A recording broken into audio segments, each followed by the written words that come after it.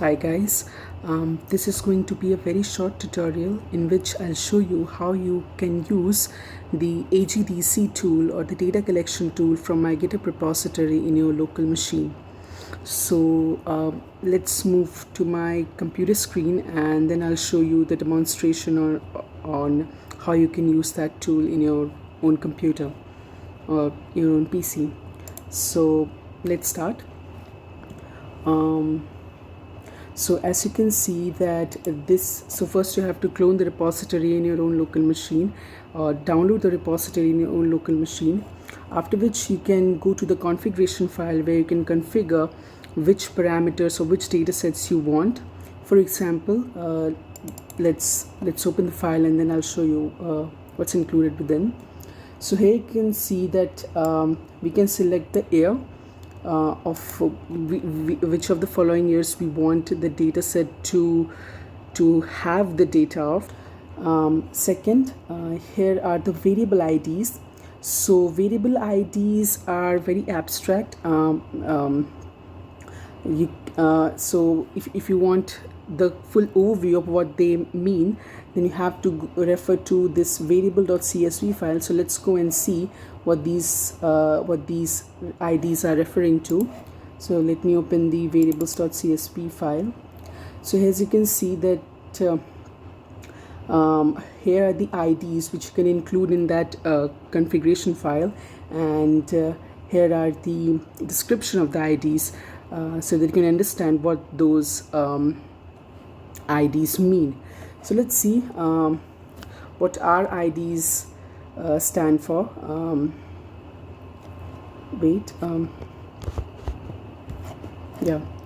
So first, the first ID that we have is iGovernment. Let's see what that is.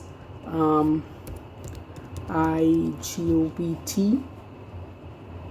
Okay, so iGovT it gives us the data set of government expenditure, government payments received all across all programs. Okay, and actually there are two reports for this particular ID. So as you can see in this case, this can happen that for a single ID you can have different reports. For example, in this case, a single ID corresponds to two reports. So when we'll download the data set, two data sets will be downloaded, two CSV files will be downloaded in our local machine, and the second GOVT and the second data set will contain, the first data set will contain the government payments received across all programs, and the second data set will contain the gross value of direct government payments received by the farm operations, blah blah blah, whatever that is. And let's see what the second ID is. Okay,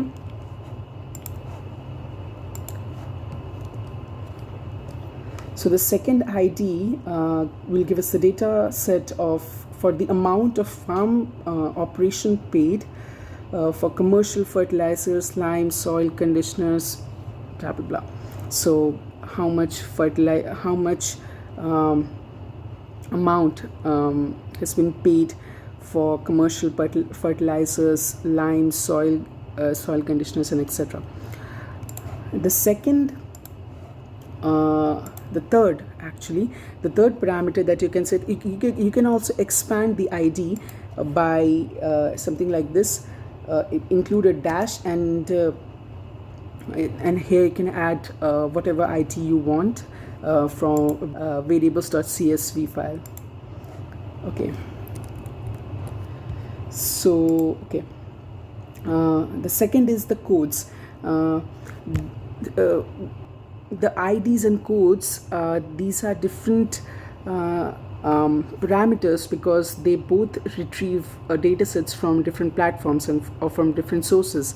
The ID receives or retrieves data from USDA, United States Agriculture's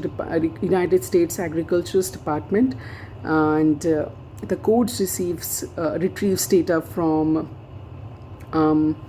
the FAO. So let's see what these codes stand for, and for that you have to refer to the domains.csv file. So let's go and see what these stand for.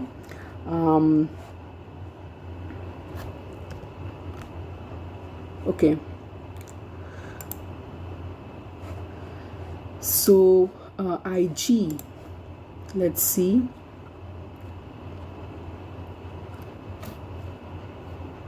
Let me search that as IG is for government expenditure and IC is for credit to agriculture. Okay, and RFN is for fertilizer by nutrient, and RFP is for fertilizers by product. So as you can see, you can also expand this list as well by including something like this, including a dash in the next line and writing the code below. So I'll go with these configurations and I'll run the script now. So okay, let's go ahead and run the script. Let me save the configuration.yml file. Yeah, looks good. Let's go ahead and run the script. So open your command prompt.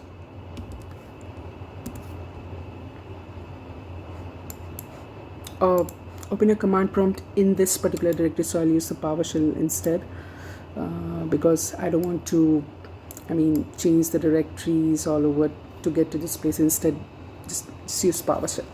It works just fine. So yeah, let's see how it works.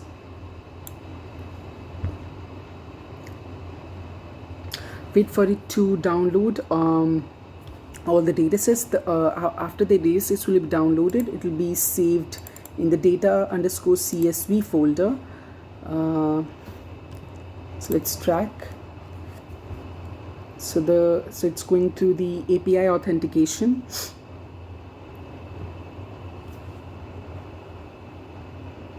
No errors were found in the variable IDs and the codes, so it's going good.